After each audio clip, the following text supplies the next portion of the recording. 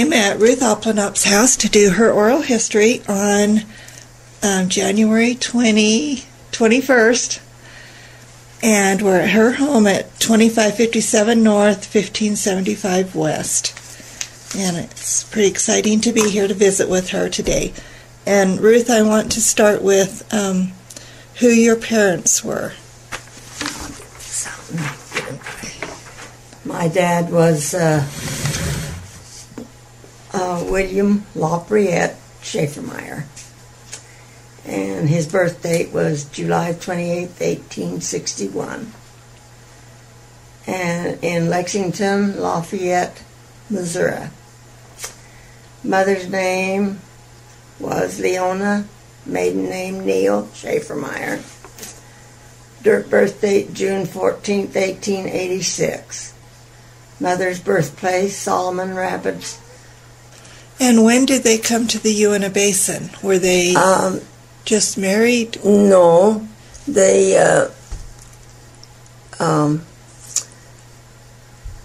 their families came to Colorado, and it was about that's where she met my dad, was in Colorado. She came from Kansas to Colorado. Her father was a miner, and he used to mine in Colorado, and moved his family there. And then that's where she met my dad. And she was very young. My dad was 26 years older than her. I've heard that a lot, you know. Yeah, when they got married. And he came to Kansas. I don't know just exactly when he came to Colorado from Kansas, or from Lexington, Missouri, and then they met there in Colorado. And he was a bachelor. Yeah. And he was a prospector, and he spent a good part of his young life out in the wilds looking for gold. And he lived in a little cabin a lot of the time, and he had a dog and a horse, and and that's what. And then he met her there in Hayden, Colorado. Hayden. And I don't know how long they maybe dated or had courtship or whatever, but anyway, they got married. But they got married in down at the Green River at my grandpa's home. He had a big ranch down in Green River. He had come down there. Green River, Utah? Utah, right. Well, not Green River, Utah. Or just on the Green River? Down Jensen. In Jensen. Jensen, down by. He had, just before you go to get to the dinosaur quarry, he had a big ranch there. And that's where they were married. And what's your grandfather's name that lived there? William Neal. William Neal Schaefermeyer. No. Oh, your mother's... My mother's name... Your father, your mother's father. Was William Neal. William Neal. And they were married there. And Mother tells the story about when she got married, Grandpa wouldn't come in the house to the wedding because he was upset because she was marrying this man that was so much older than she was. You can kind of think about that too, you know. But anyway, she married him, and then they went back up to Hayden. He had built a beautiful home up there in Hayden by himself, and he took her up there, and that's where their first home was in Hayden. And then they had 3 children there. They had Beatrice and Martha and Neil, and she was pregnant with another one, and they migrated from Hayden down to Dinosaur Quarry. And then, is that where they lived when you were born? Mm-hmm. Is in Dinosaur Quarry? I was born up here in Vernal. But they lived there. But they lived there in a little cabin that Dad had made. Mm-hmm. Well, there was my brother Jim and twin brother and sister Pearl and Earl and Arthur and me, all born down when they lived down there. When they lived down there. Mm-hmm. And that was quite a trip for them to come down there. Here she was with 3 little kids and this pregnant with her 4th one, traveling from there. Yeah, it probably was a lot farther then than it is now. It was in March, and my brother was born in April. And there was still snow coming down there, and Dad would get out and when they'd camp. Does that cat bother you? No. Okay. He'd get out and put the tent up and put a little stove in there. Uh-huh. He'd build the stove right on top of put the stove right on top of the snow. In the morning when they'd get up, why, that snow was clear down to the ground. But that was quite a pioneer thing, I think. You know, they talk about the pioneers coming here, and I always figured my family was pioneers because they came down to there, and he built that little house and little log cabin. Yeah. And they had 8 children down in there. And, wow. And he freighted a lot. That was somebody's work, so he was gone quite a bit with horses. And Mother was left with the kids to take care of. And I always felt that was quite a thing for a family. So, young woman. You grew up there as a child there? Till I was 3 years old. 3 years old. That's when they moved? Then we moved up the coal mine basin. And Dad worked in the coal mine up there, up here. Uh-huh. And then we moved down to Mazer. And they rented a little house down in Mazer. And then they bought my great aunt's home. It's up here. I don't know if you know where Andy Merrill built. Uh-huh. Well, that's where I was raised. Oh, right there. Little old house. Kind of on the mill corner. Yeah, the little house there. And I was there all the time till I was married. And they had a big apple orchard. There at that house by the mill corner? Well, it's a big white house where Andy is, if you know where that is. I know where he lives. Okay. They tore that all down. And they tore a house down right there. And that was the house they tore down, was the one that you grew up in. Mm-hmm. And was that where the apple orchard was? Mm-hmm. They owned the property clear up to the mill corner. Mm-hmm. And then down to a little past where that house is now. Somebody is telling me there was a big apple orchard right there. That's what it was. 18 acres. Wow. Apples. So you always had apples to eat? Apples and apricots and raspberries and name it. We had all the fruit there. And what kind of activities did you like to do as a child? Before school, when you were still just young and at home? I used to love all kinds of sports. I loved baseball, and we used to have lots of fun with playing baseball. Uh-huh. And we made up our own games and stuff. We didn't have like they have nowadays. Yeah, the computer. No. We made up our own games and always had neighbor kids over playing and kick the can and all those kinds of things that we did there. We liked. We just were home kids. Uh-huh. And I grew up I was about 12 when the bad depression was on. And I remember things about the depression. We didn't suffer like they did in the big cities. We had our big apple orchard, and we had plenty to eat, and Did you have farm animals like cows? Oh, yeah, we had cows, a couple, for our own use. And they raised stock. They raised pigs and chickens and turkeys and the whole works, And I never remember as a child with going without. And Mother sewed, and she sewed all our clothes. She was a seamstress, and my grandkids think it's just really something that they read about the Depression of people going without, the soup kitchens and all, But we never had that. It's good to have a farm, isn't it? Oh my, yeah.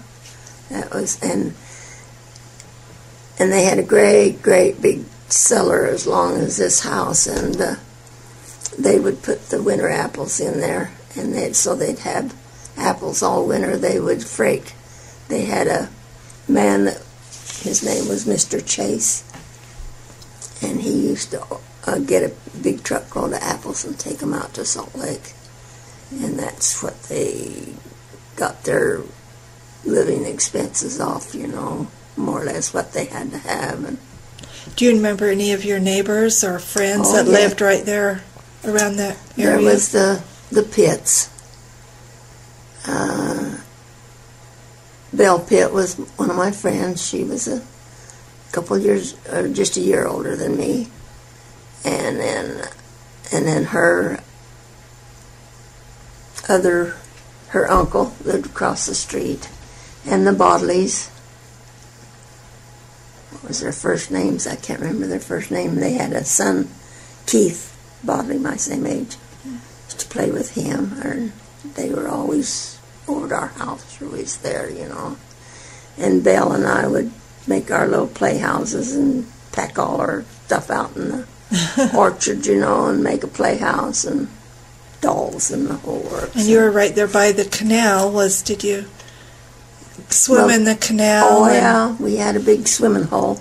I have to tell you a story about that. Okay. The boys had their hole, and we had our swimming hole. The girls, of course, the boys was lots better because they dug it all out and had their diving board and everything. But we'd all swim up there together. And this one, Don Pitt, he was older than I was, but he was up there, and he was fully dressed, and he was sitting on the bank. And I don't know what made me do that, but I just went out and gave him a push and pushed him in the canal. And I knew I'd had it because, and boy, I jumped in way down the way away from him, and so I could swim down, and he was right behind me, but he was fully dressed, and he couldn't catch me. And I knew I'd be drowned if he did. So I made it a point never to be up there when he was there. But we had lots of fun in that canal there. That's fun. I can't remember when that flour mill that was there on the mill corner, how long it was there. Was it there when you lived there? Oh, yeah, and it burned down, and I was 12 years old. So that would be 1932, around in there. That's when it burned. And I was just a kid, but I took my brother's camera, which I was forbidden to even touch, but I did. I grabbed it, and I ran up to the corner. I ran up there to it, and I'm the only one that got a picture of that burning. Huh. It was in the Vernal Express. It was all over, and I've got pictures of it burning. There was no other pictures taken. But I was just a kid. I about lost my happy home over that. My brother. You don't have money to go out and buy film then. But, yeah, it was about it must have been, I was around 12, so it must have been 1932, something like that, when that mill burned. Burned clear to the ground. Don't know what happened, how come it got started or anything. That was just above the fence where our property, where Dad's property was. Did I skip? Let's see. So, what year were you born? 1920. You was born in 1920, and you were born in Vernal, even though you lived near the dinosaur park. They called it Vernal. I mean, it was Vernal, but we lived down the dinosaur, which was Jensen then. Jensen. Okay, you grew up in Mazer. So, what about the school? You went to Mazer School, Mazer School. I went clear through the 8th grade in Mazer School. Do you have some teachers that you remember? I remember most all my teachers. I had a Mrs. McKee and a Miss Johnson, Isabel Johnson, and I had Mr. Priest, which was the principal, and he taught 2 classes, 7th and 8th grade. We were together because I don't know, maybe there just wasn't that many, but he taught that class, and Miss Schaefer, Pearl Schaefer, she was one of my teachers, and Mrs. Smith, Anna Smith. Miss McKee was the first grade teacher, and then others was during the years. Yeah, what was your favorite subject in school? I don't know why in the later years I hated it, but to begin with I liked arithmetic. Yeah. But when it got to being hard, I didn't like it. But you liked the I liked the elementary arithmetic. Yeah.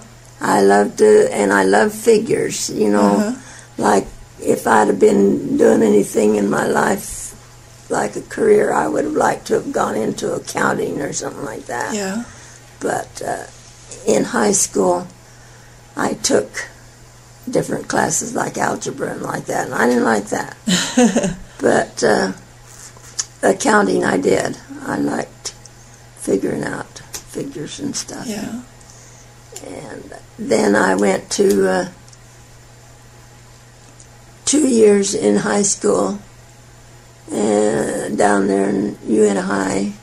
Then I went to California and lived with my cousin down there that was having health problems and some little kids, and so I went down and lived with her and helped her with her children. And I spent my junior year down there. And then I came home, got married, and I didn't graduate, which my mother didn't like very well. What do you remember about Vernal when you were growing up? Well, I was thinking about that the other day.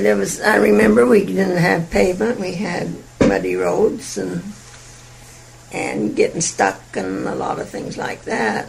And I remember the big doughboy in the middle of the town, right there it's Main Street and Vernal Avenue. And Vernal Avenue.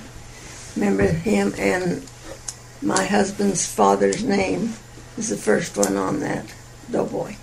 Oh, really? And what was his name? Frank Abplanalp. Frank Abplanalp. Of course, they put him in alphabetic order, and so he was in the war, first. and he was the first one on that doughboy. And I remember the theaters. They had just one that was the Vogue. And then later on in years, they got 2 more, which was Vernal and the Main. My husband's father came out from Bingham and run the Fountain Cafe. The Fountain Cafe. I've never heard of that one. I've heard the Fountain. Well, it's right where the main theater was. They tore that down. And that was called the Fountain Cafe. And my husband helped him in the kitchen, and I was a waitress in there for a couple years till my husband's father died,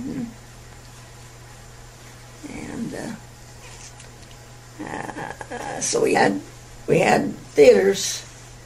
That's, of course, that's what we went to, was the shows. That's all the entertainment we had. Yeah.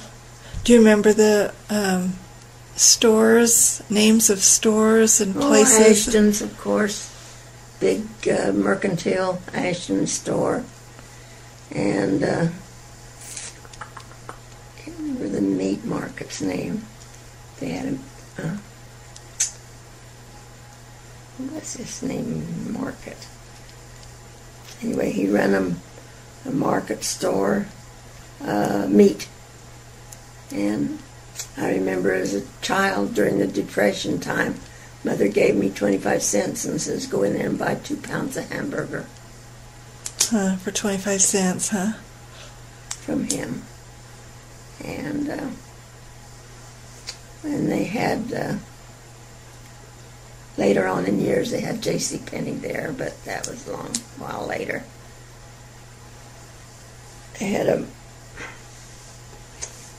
I just can't remember the names of those places, but they had, right there on the corner where Gale's office supply is, they had a big clothing store there, big mercantile store. And they had the kind of, they put the money in a basket or a little thing and pull on a rope and they'd send it upstairs to the cashier. That was what they did. And that's how they did that. They wrapped a lot of things in newspapers and stuff like that, and brown paper, and put strings around it. For your packages. Mm-hmm. Yeah, I remember that. And I can remember the first movie I ever saw was King Kong. King Kong? Mm-hmm. They had it at the Vogue. And my dad took us all down to see that. We was just living up in the old house then, and he took us to see King Kong. And I was just little, I don't know, maybe 8 years old or something like that. And I went down in front with my brothers to watch it real close, you know. Yeah. Mother and Dad sat back a ways, and I got scared of that big old thing, and so I started up the aisle to go back and see if I could find Mother, and just as that big ape grabbed that girl, Mother reached out and took hold of me, because she could see me coming back up there, and I scared her to death. And my cousin played the piano.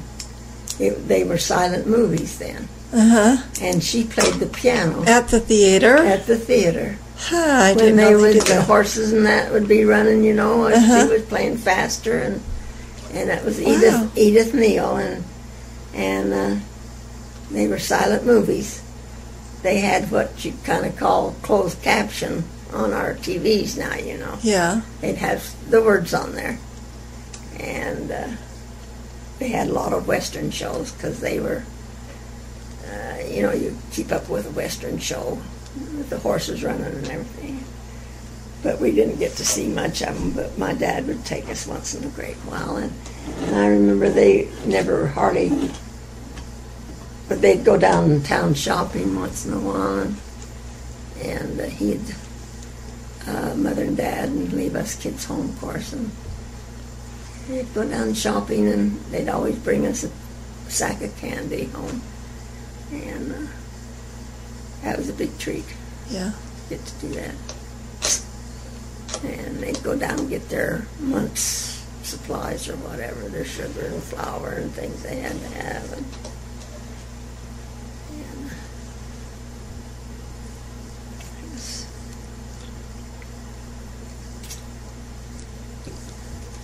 Who were some of the memorable people that you remember and how they taught you when you were younger that made a difference, I guess, influenced you? Well, I guess I kind of remember I liked Miss Schaefer. A lot of the kids didn't like her. She was pretty strict and that, but I liked her. And she was good to me. I mean, she'd give me something to do, or she'd tell me to learn that poem so I could say it, and she helped me a lot in school, and I really liked her. And Mr. Priest, he was the principal, Carl Priest, and I liked him. I didn't have much problem with teachers. They were all pretty good. Yeah. And Miss Schaefer gave me a poem to learn one time about a turkey for my Thanksgiving, for the Thanksgiving program there at school. And I remember that one. I mean, I remember her giving it to me and how tickled I was to get to learn that and say it. That was a pretty neat old school. Yeah, it was. Wasn't it? Yeah.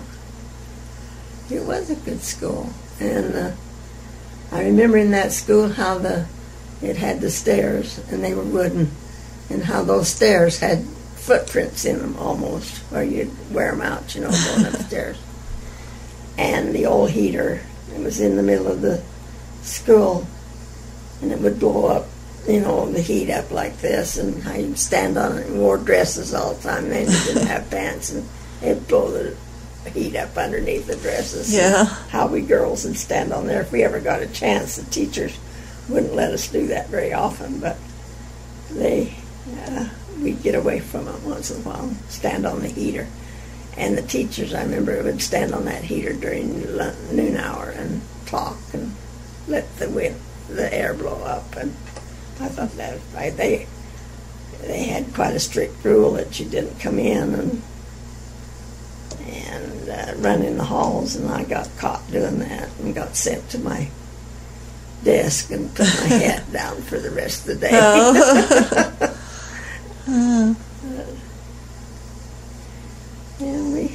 We had fun at school. You said you liked to play sports. You played sports when you was in school?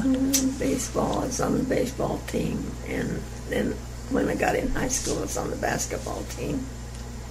And I liked that very good. Who did you have for teachers in high school? Oh my, I can't remember them much. I know there was a Miss Larson and a Mr. Gee, and I don't remember them too much. Don't remember them as much. Your days in Mazer must have been more memorable. Yeah, they were. Yeah. Miss Singleton was the gym teacher, and I liked her really well. She was a nice teacher. And so then you met your husband when you were... When we were kids, we met. He lived in Dry Fork. His dad had a big ranch up in Dry Fork. And, of course, he came to school, and I remember when they brought him to school. His mother came down from Dry Fork when they moved out here, and she brought him to school. And Mr. Prees went to the door when she knocked on the door to bring him in, and he brought him in, and that's when we had the 7th and 8th grade in the same room. And there wasn't any desk to put him in, so Mr. Prees put him right in the seat in front of me. And I'd never seen a dark-haired, curly-head boy like this. And right then and there, and I told the girls, I says, now he's mine and you leave him alone. And the girls said, oh, he won't pay attention to you. But they had this thing that they'd grab his hat, and run up in the girls' restroom and tease him, and I'd go up and get it back to him. And that's how we met. He was only about 12 and 13 years old. And we played with each other from then on until we got married. So you started out as good friends and really got to know each other, and kind of a childhood love, sweetheart. It really was. I was 16 when I went to California to that one-year school there, and he, of course, stayed here. And then they moved from Bingham Canyon from the ranch while I was gone, and they were living out in Bingham Canyon. His father was an electrician out there. He quit the ranch, sold it, or did something with the ranch. And so when I came back, that's where he was living when I came back. And I came back in May, and his grandpa lived right below my mother's place there in Mazer.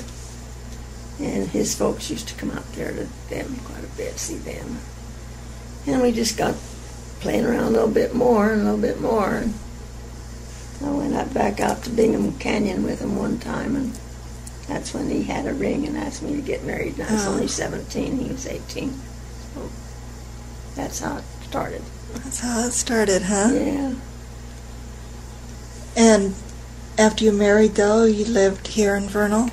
No, I went back out to Bingham where he lived. Oh.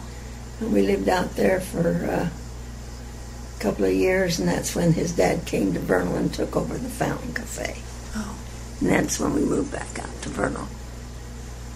And his father was Frank Abplanalp, and he had a heart attack up on the mountain, died up on the mountain in, let's see, it was 1940. He was fishing down in Jones's Hole and got exhausted, and they carried him out and set him by a tree to go get help. And while they were gone, the man was from Salt Lake, and he didn't know how to get back to him.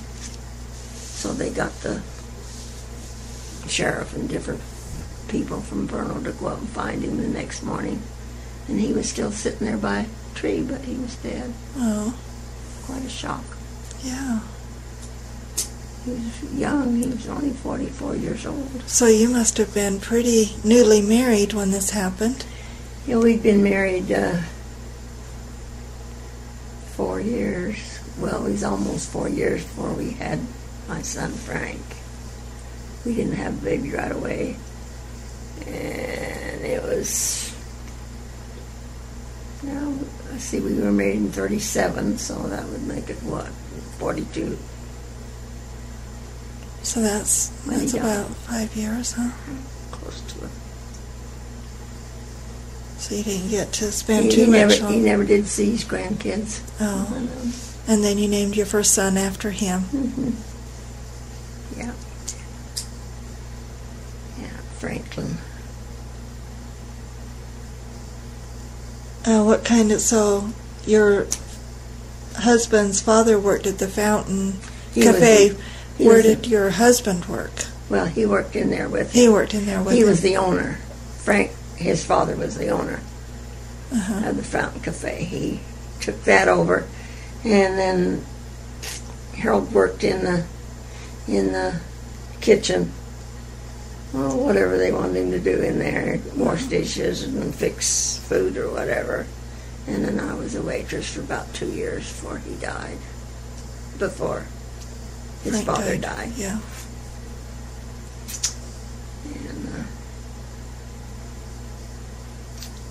And then we, of course, that left everything high and dry for his mother, and she didn't know a thing about business, nothing. She was pretty young too, and so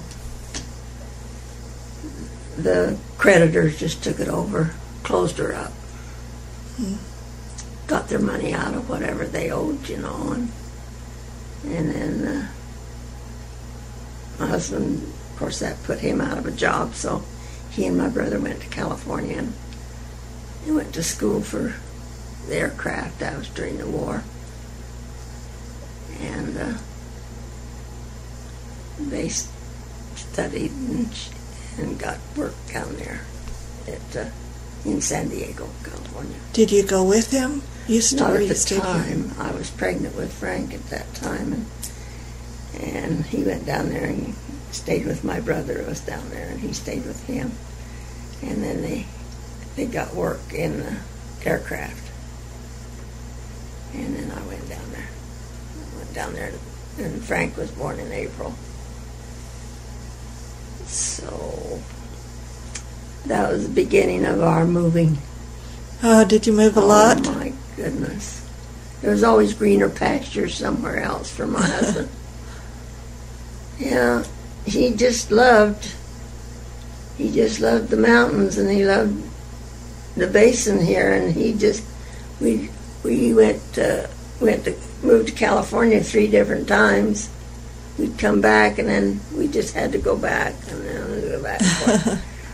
And then we went to Alaska, and we was up there 4 years. And Mary Ann, do you know her? Uh-huh. She was born in Alaska. Yeah. And we lived in Alaska for 4 years, and then he had to come back here. We came back and settled, and I said, that's the last time I moved. This old, you know where Rula and Brad Bullock live? Uh-huh. They bought that house from us. Oh. We bought that house and was there 20 years. Raised our kids there. And then we got this property over here and built over here. But he went back up to Alaska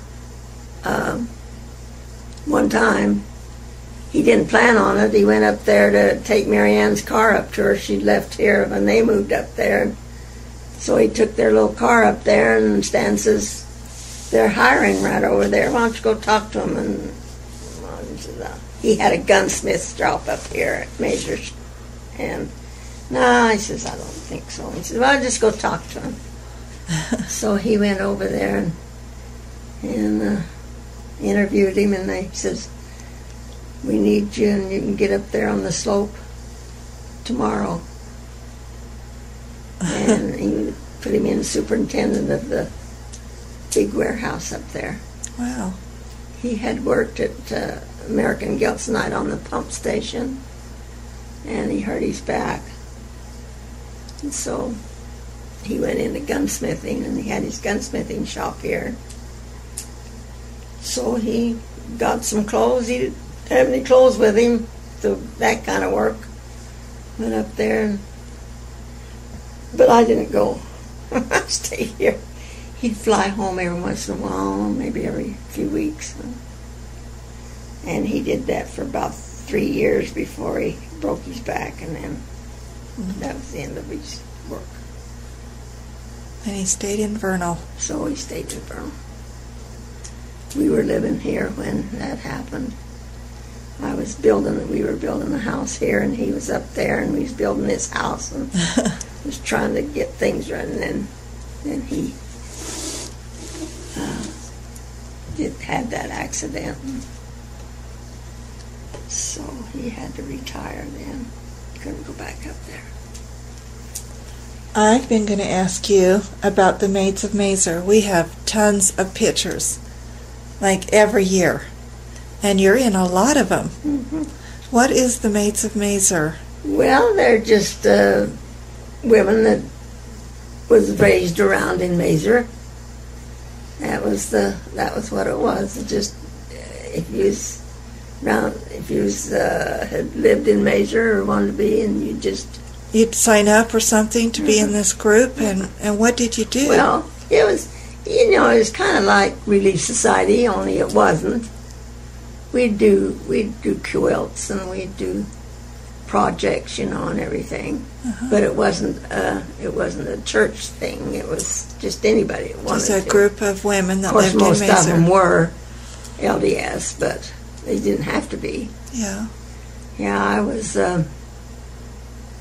president of that for a couple of years, and when we moved back to this area, I just went to it, and my mother was in it. We weren't LDS. I was, but she wasn't. And but anybody could be in there if they'd been in Mazer. Yeah, I've seen your picture in that group a lot.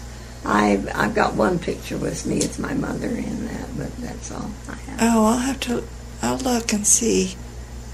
I'll print off all the ones that we have in there. Yeah. Yeah, that was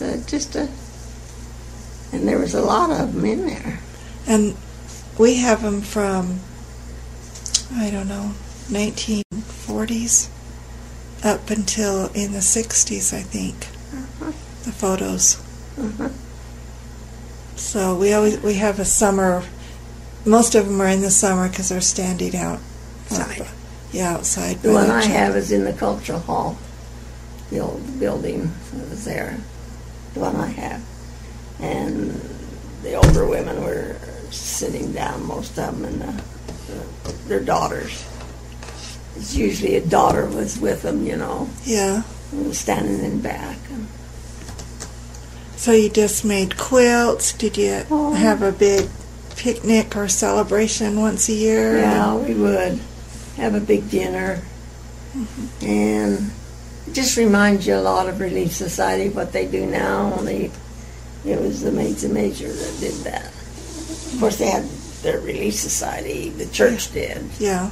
Separate from that, but that's what we did. And I don't know the reason that they even had it, only I don't really know how it got started. And how the name got started? I don't know that. Because it was already going when I came from Alaska.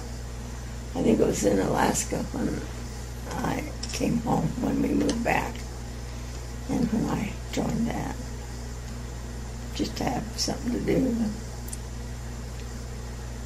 And we did projects.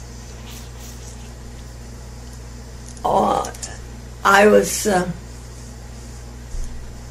just a kid when they built that old chapel.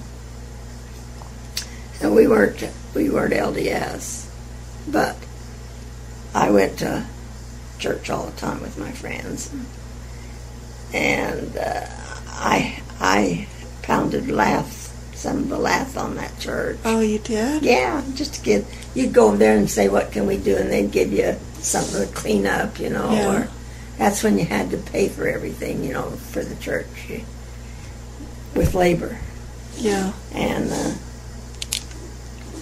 And my mother wasn't LDS, but I remember she went out and at Thanksgiving time and took our truck, and she went around the valley and she gathered live turkeys. People give her a live turkey, and she'd bring it home and dress it, clean it all up, and she had, oh my goodness, maybe 20 or 25 turkeys. And she dressed all those turkeys and sold them to people for their Thanksgiving and gave it to the church to help build that church. Wow, that's amazing. That's, oh my, that was cool. Something else. And she was even a Relief Society president one time. That's when they could be, whether they were members or not. They could be in Relief Society. Paid their dues. Yeah, you used to have to pay the dues. And then she was always going to their meetings and stuff. I ran into a bunch of negatives in an envelope that said Earl Schaefermeyer. My brother. That's your brother? He was in there, you mean? Well, on the envelope it said Earl Schaefermeyer. But it was a bunch of just thick with negatives. And I'll have to... He was in the CCCs when they had that going during the war. Or after the war, when President Roosevelt set up all these things to get him out of the Depression. He was in that. Maybe that's what it is. I don't know. I think it's after he was married then, because there was children. Okay, so tell me about your children. How many children you have, and give me their names. Franklin, is the oldest. And then Diane, Clara Jean, Mary Ann, and Brenda. And I know you have a lot of grandchildren. Up there, picture. So, who did each one of them marry? Franklin, who did he marry? He married Connie Dudley. And name's from here? From Jensen. From Jensen. And Diane married Byron Merrill. I don't know if you know Ross Merrill or knew Ross Merrill or any of the Merrills. Well, the Byron Merrill, that name sounds familiar. He was a commissioner here once, and pretty well known in town. Yeah. Married Byron Merrill, and Clara Jean married Merv Weeks. That has his dad was Fred Weeks. They had a little store. They lived down there by the 7-Eleven, where the 7-Eleven bar is now, kind of down there. That house next to him was where they lived. Clara Jean married him, and they live out in Paradise up by Logan. They have a big 80 acres of raspberries and fruit and stuff there. And then Mary Ann married Stan Patagimas from Evanston, Wyoming. She met him out at BYU. And let's see. Then Brenda married Dave Cook. From Vernal. I know. He's from Vernal. Yeah, they're right over here. Yeah. They have a nice new home. It's beautiful. Just built it. So, do you remember any community events or organizations in the area that you can remember? I don't know, big events that happened as you was growing up and later on? Well, like I say, we didn't get to go much of anything. We went with our family if we went camping or up in the mountains or something. And I don't ever remember having, like, 4th of July, where you go to town and all that stuff. They used to have a big 4th of July celebration right there by the old courthouse, I think. Down and there. Baseball games and different activities. I think they did, but I don't think that we kids ever got You to never go was to part of that? No. My dad always let us know it was the 4th of July. He had dynamite. And he'd go down in our orchard and at 5 o'clock in the morning, boom, he'd set that off. And we knew it was the 4th, you know. And we had flags or something around home, but I don't remember going to celebrations. I think they ever took us to celebrations. Just did what we did at home. They were pretty well tied down with their farm, their apple orchard, and of course they always had a big garden and stock to take care of and everything. And I just don't think we went too much to things. We stayed home and took care of stuff there. What about events that took like controversial issues or community things, such as when they built the dam or different roads or like the highways? And do you remember? Of course, we didn't live here then when they built the dam. We were married and gone when they built that dam up there. And my husband was, when they built that dam, he was in Japan in occupation duty. He was in the war, and then when the war was over with Japan, they sent him into Japan for occupation duty. He had men that worked for him to build up Japan, where it was all bombed and everything. He had 23 guys that he had to take care of there. Yeah. And they were building the dam then, and I remember a letter that he wrote to me one time. When he got out, of course he was in limbo. He didn't know what he was going to be doing. And I remember him saying, well, I hear they're building a big dam there. He says, maybe I can get work there. Yeah. So that must have been right in 1946. I think, let's see, when was the dam put in? I think it was actually in the 50s. Was it? Flaming Gorge. Well, maybe still was working on it or something. I don't know, but... Yeah, it took a long time, I think. But Diane was born when he was in Japan. He never saw her till she was 13 months old.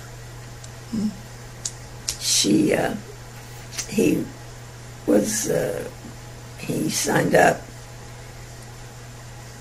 and I didn't think he'd pass his physical because he had a hearing problem. And he did. He was in Los Angeles, and they needed men so bad, so they took him. And he was in training for 6 months in Texas, and then he went over to the Philippines. And And in the war, when the war, he was sitting out in the harbor on a big ship, and he was one that was going. They were ones that was going to go in and invade Japan. And then they dropped a bomb, and that took care of it. So they didn't, but they had to go back. They had to occupy them and build up the rubble and everything. Yeah. For him. But and then when he came back, we moved back down to San Diego, and he went to work back in the aircraft down there.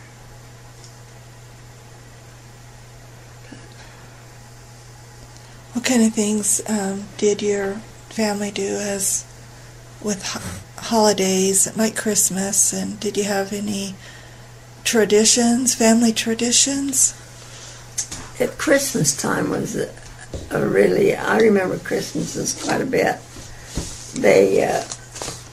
My dad had these candles, real candles that he'd clip on the tree.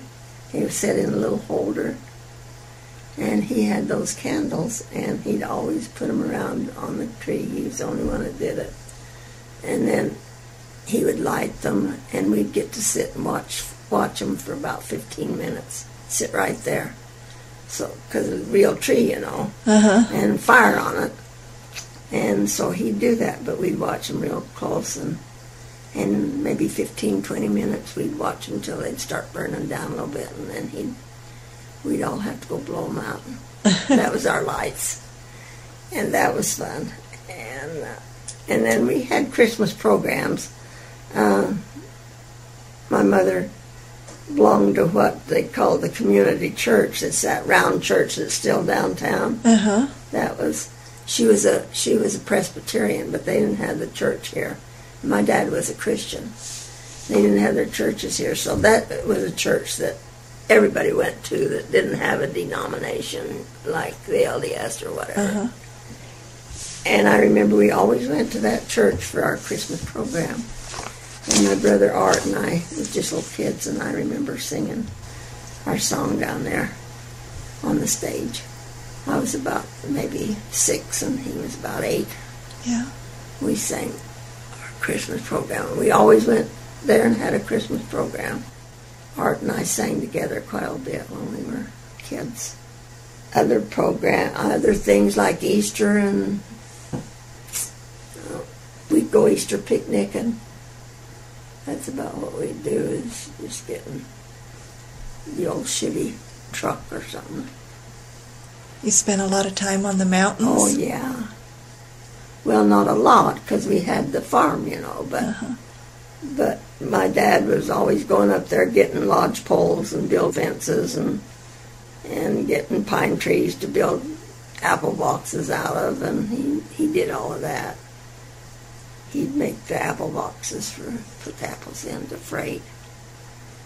And we'd go up there, and we all had to go and help. And I remember going to Remember the Main, and that water would run through it was kind of like a little cave-like.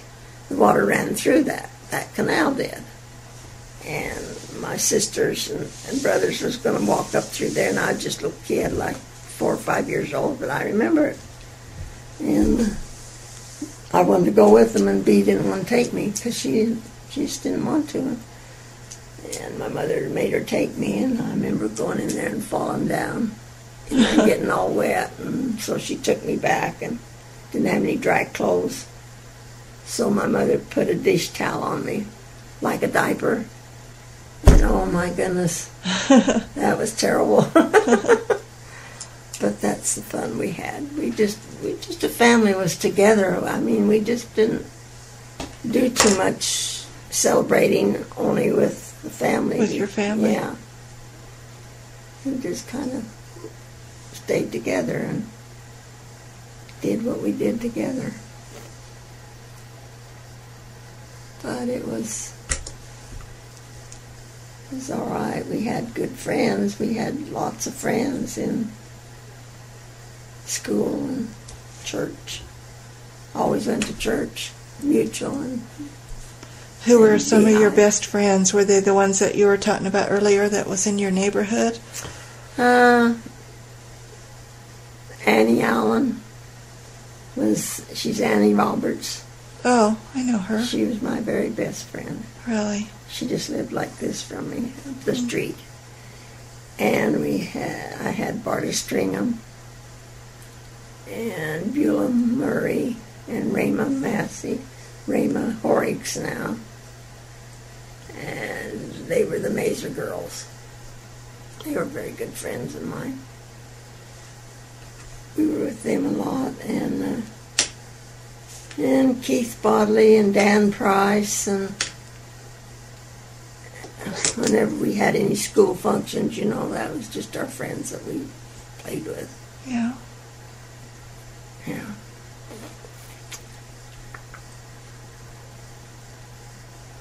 Remember any others?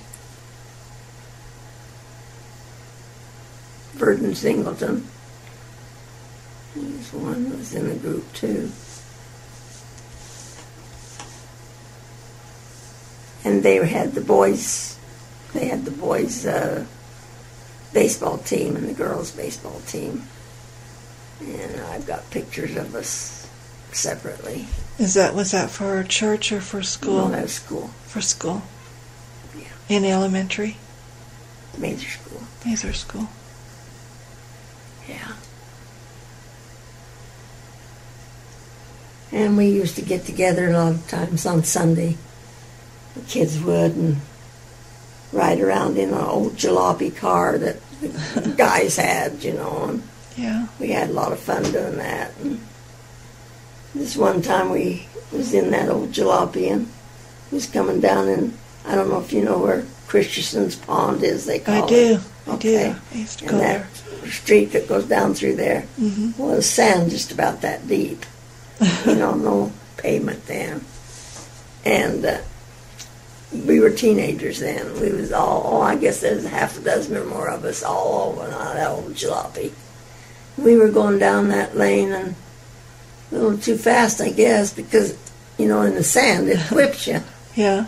And it turned like that, just toppled us right over like this. And my husband he wasn't husband then, but Harold and I and Claude Bowden was the driving. And when we did that, that put me on top of Claude or Harold, and then it was me, and then it was Claude on top of me. And there we were in the cab of that truck, and we could not get out of there.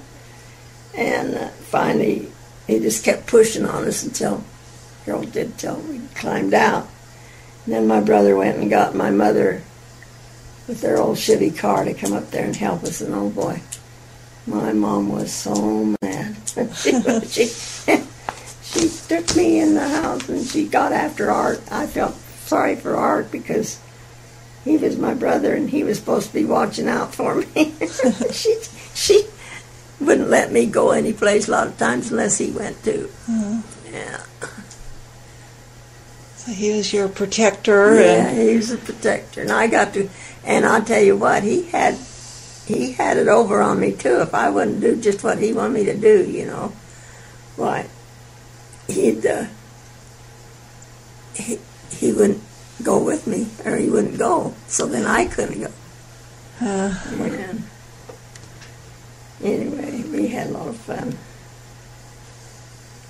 Seemed like simple things were funner things. Oh yeah, just that's what I remember. Things like that. Yeah. We didn't. I remember going and stealing watermelons. Kids did it those days. Go in somebody's patch and steal the watermelon or two. And we was over at the church house, and we standing outside in the foyer talking about we'd go over and Grant Hackings and get some melons before we went home. It was after Mutual or something. And all the time old Grant was standing on the other side listening to us. We didn't know it. So when we got up there, the boys went in and got 2 or 3 melons and had them under their arms and was coming out with them. And there come old Grant, and he turned his car lights on us, Yeah, and he caught us. He took the watermelons away from us. This area here used to be a big peach orchard. Did you know that? I didn't. Yeah, all this, clear from the rocks, clear over to where, Freestone? well, almost where Mary Ann lives now. You know where she lives? Uh-huh. Okay, that was clear all. There wasn't any house, one house. And that was peach orchard. And we girls, I had a girlfriend, and we rode our horses right down around these hills here. Yeah. In the sand. There was sandy road. And the peach orchard was right in there too. So we wanted to get some peaches. And you just didn't do that. That was stealing, you know. Like, you couldn't go in there in anybody's place and pick peaches. Who owned the property? Whose orchard was it? It was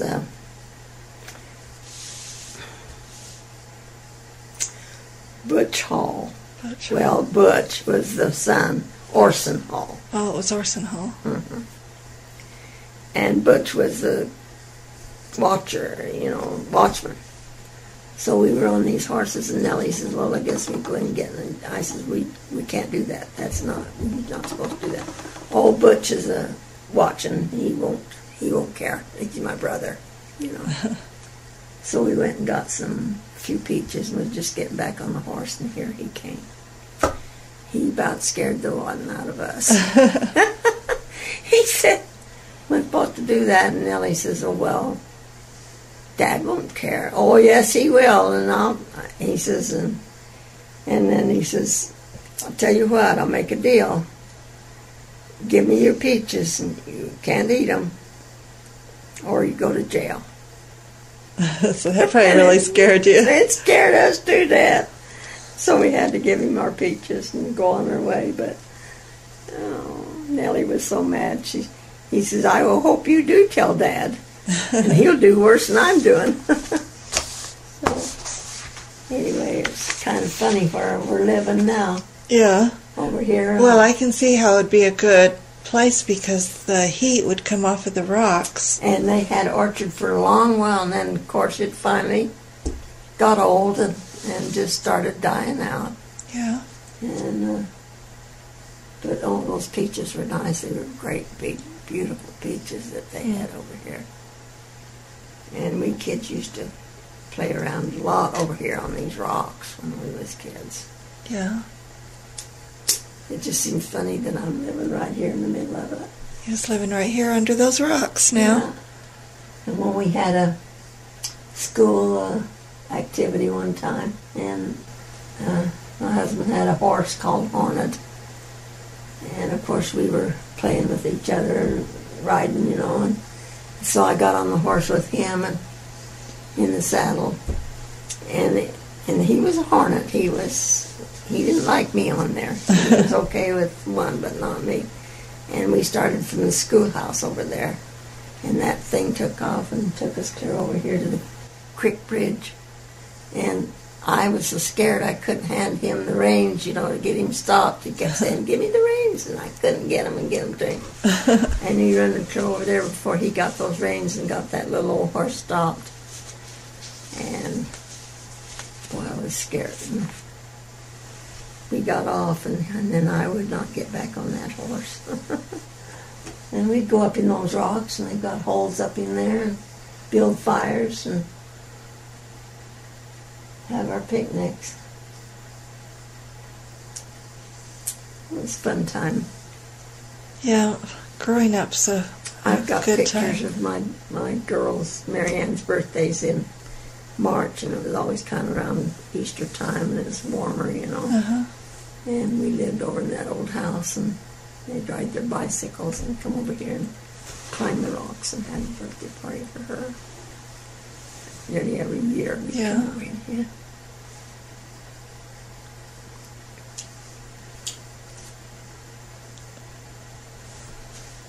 That sounds like you had a lot of fun growing up. Yeah, that's just kid stuff. Like I say, we didn't didn't spend a lot, didn't have any money or anything like that. We just had fun. Just had fun. Yeah. Well, that's the way I think most everybody was. Mm-hmm. You know, they didn't have money. They didn't know that they didn't have money. They Didn't just, care. yeah, they didn't care. They had everything they needed, and they were happy. And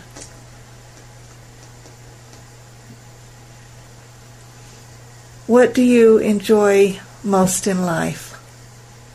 My grandkids and kids. Your grandkids and kids. What's your fondest memory? You mean of the kid family or what? Just your fondest memory. Memories. Some of your fondest memories. Well, it's probably just with the family doing, like I've been talking about, going Just these little picnic fun and little fun activities. things going. Yeah. And then I remember, like I say, that first movie I ever saw. That was a big memory. And my dad, he was a special, special man. He was old, but I didn't know it. I thought all dads were like that. Yeah. He was almost 60 years old when I was born. Mm. And I have a real good memory of him. So what are some things that you remember that you, Well, things you did with them, or well, things he did? I remember he always read the newspaper in bed. We had little lights, like this. Huh. And he'd always go to bed, and that's when everything, the chores were done and the things were done, and he'd go to bed. And he'd let me come and get in bed with him and turn the pages. Yeah, I'm going to push pause. And okay, there we go. he would get me in bed, let me come to bed, and I'd lay there like I was reading, with him, and then he'd let me turn the pages. And sometimes he'd read me something that was in there, and then he'd just laugh, it was something funny, and funny papers or something. And then I remember I could do no wrong when I was, had all these brothers and sisters older than me, and if any of them ever got after me, well, it was just too bad. I remember him. He was his little girl. Yeah, he'd take me and hold me on his lap, and, oh, it's not so bad, and he'd ruffle my hair up. Yeah, I remember my dad really well. My mother didn't take any guff, though. And she said no, she meant no. Yeah. She raised us good, though. If she ever says, let me think about that, we'd know the answer would probably be no. Oh. But she raised us good and did a lot of, I always called it role playing, because she would let us do her whatever, and kind of go along, and then we'd find out it was the wrong thing to do. I remember when I was a little kid, we lived up in Coal Mine Basin, and we had this car, and it was winter, and she was getting all dressed warmly to go, and I thought she was going to town. And of course we didn't get to go to town much, and I begged to go. No, you can't go this time. And I kept begging her, and finally she says, okay, but you got to get all dressed and put your boots on, your mittens, and your whole works, because it's cold out there. So I did. We went out, and she started up the hill, and I says, where you going? And I thought we was going to town. She says, I didn't say we was going to town. I'm just going up to the toilet. And that was a learning experience, because she let us do that a lot of times, just so that we'd know that when we weren't supposed to go or what we were supposed to do, we better do it. she had most of the raising of the children because Dad just didn't keep up with what was going on with them. Yeah. Yeah. Where did you live at in Coal Mine Basin? You said you lived there when you... There was a big house up there close to where the men went down into the mine. It was a big building. And my mother ran the boarding house, too. Oh, there's a boarding house there? Yeah. Well, that was... For the workers. And the men would come and have dinner at noon. Oh. Noon hour. She had maybe, 10, 15 people. She had all these 8 kids. And she was only like 30, well, I was 34 when I was born, so she'd be in her 40s. She had all that boarding house to cook for every day. Wow. And then the children. And then she would go out and weigh the coal. When they brought a load of coal down, they had big scales there, and she'd go out and weigh the coal. And I wasn't able to do that. I wouldn't be able to do that. But she did. Yeah. She was good. Yeah. Oh, good. Is there any other memories of, like, experiences with your children? Vacations or celebrations when you had your own family?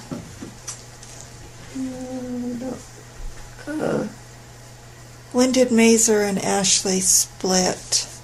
Let's see, this was always Ashley when you lived here. What about when you lived over here in this other home? Was that Mazer? That was Mazer. That was Mazer.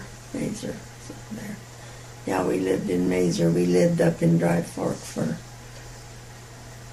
when we moved back down from Alaska, we lived in Dry Fork for about a year, and then in Arvid Merkley's place. And then we moved down to the valley and bought that house, that old stone hardy home, we called it, over here where Rula and Brad, we bought that. And we lived there for 20 years till our kids were all through high school and married. We didn't have them when we moved over here. And my husband's life was hunting, and of course Frank took that right up. From the time he was that big, while he was with his dad hunting. And then he even took the girls out, the ones that wanted to go. Yeah.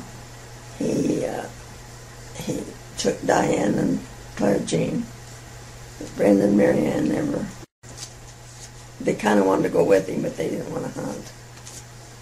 And he taught them all to hunt. They all got deer. Well, okay.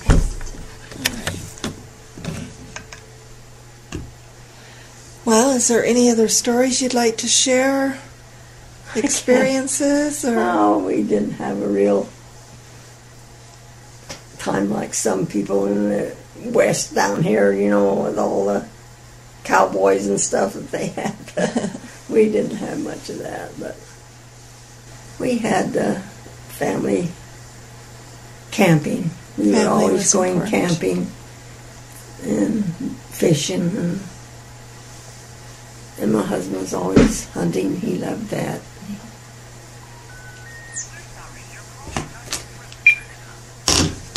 So that's about all I can. We were sealed in the temple later on in our life, and we were in 64. We were sealed with all our children in the temple. Well, I appreciate it. You let me come and visit with Probably you. Not much of anything as far as big, exciting stories that I thought was very important. Okay. My dad worked for Dr. Earl Douglas when he had the dinosaur quarry. Yeah. Dr. Douglas was the founder of that, He was. And is that that's when you lived out there? When we lived on the Green River, my dad worked for him. And he helped discover some of those dinosaurs and chiseled them out right in the rocks, you know. Yeah. He didn't have the building over it or anything then. And my mother had the twins, babies down there, and she didn't have a doctor. And she said when it came time, she, with Pearl Douglas, her name was Pearl, lived up the river from her, and she would hang this sheet out on the side of the house when it was time for her to come and help her with the babies. Didn't know they was going to have twins. And she came, and when it was time, my dad was around, but she came, and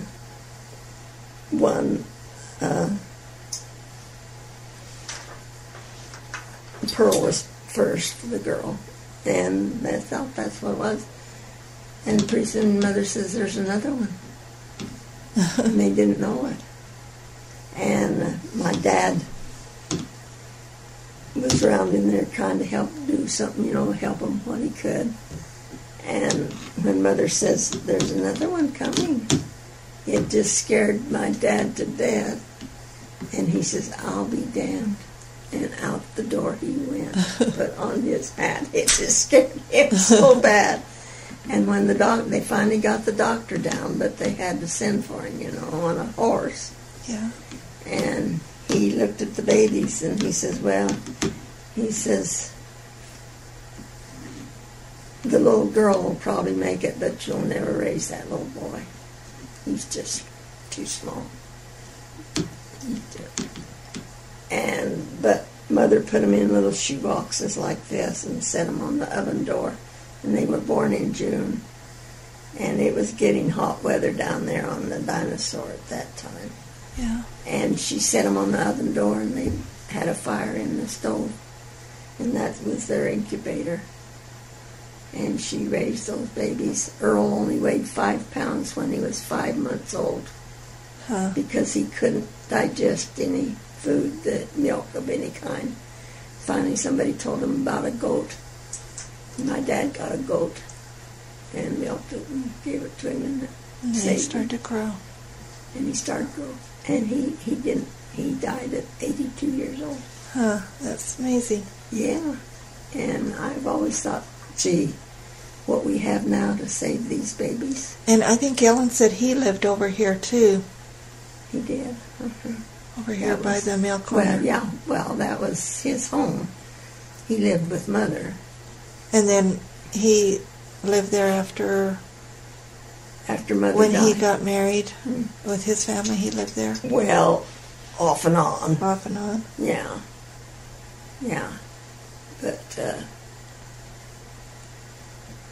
then after Mother died, why, he lived there, and Linda lived there off and on and with him, and then he died, and it was a big rumpus about the property, but Mother had made that up and fixed it so that she said she knew that Linda would try to get it, and then she would just go through everything, you know, and all them, anything was worth anything. She did anyway, but Art and I we had it in our name, and so we had money enough to bury him, and that's about all we had. Now, is that the little house that, it was a McLean? Oh, that was farther up. Oh, that was farther up. Almost to the corner. Yeah, because there was a little old house that was tore down. It's kind of by Lana Halls. That was the McLean house. That was the McLean house. Lana's was built back in. Yeah, and so I'm trying to picture where it was. It was farther west or east? East. Oh. Just a little bit. A little bit further east. That, where McLean's house was what we called the Little Orchard. That was the Schaefermeyer property. And it had some trees on it. And Mother sold that little piece to the McLeans, and they built a house on there. But yeah, I thought of that little story about the twins. Yeah. That was a pretty thing in those days. Yeah, because those babies didn't live a lot of times because there wasn't. They didn't know what was wrong with them, and they didn't know how to save them. They have amazing things now. Yeah. They were pretty rough times. Can you imagine with 8 little tiny children, babies coming and everything in a little 2-room log house? Just No. You just can't think how they... Mother said, we have a tape of her talking about it, and she says, well, you just didn't know anything else, and that's what you did. Yeah, it's true. Yeah, she was